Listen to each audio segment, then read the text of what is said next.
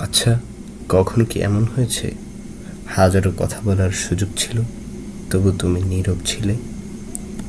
কারণ সব অনুভূতি শব্দে প্রকাশ করা যায় না।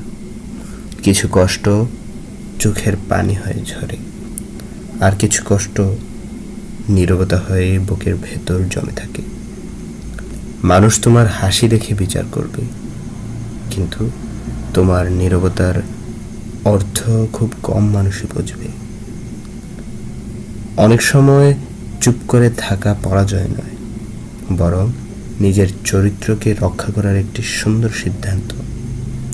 যে মানুষটি আজ নীরব, সে হয়তো গতকাল অনেকবার বোঝানোর চেষ্টা করেছিল।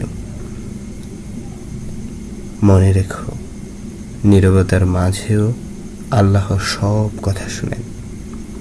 মানুষের কাছে নিজেকে প্রমাণ করার চেয়ে আল্লাহর কাছে সত্য থাকা অনেক বেশি গুরুত্বপূর্ণ।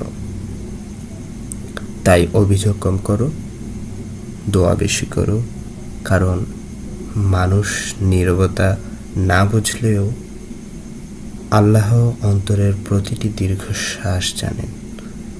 এ ব্যাপারে আল্লাহ তাআলা পবিত্র কোরআনে ইরশাদ করেন, মা ইয়ালফিজু মিন কওলিন ইল্লা লাদাইহি রাকিবুন আতীদ।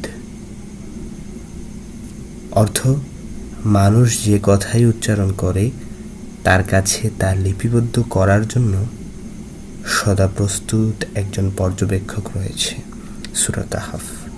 এ ব্যাপারে রাসূল সাল্লাল্লাহু আলাইহি ওয়াসাল্লাম বলেন, মান কানা ইউমিনু বিল্লাহি ওয়াল ইয়াউমিল আখিরি ফালইয়াকুল খায়রান আও লিয়াসমুত।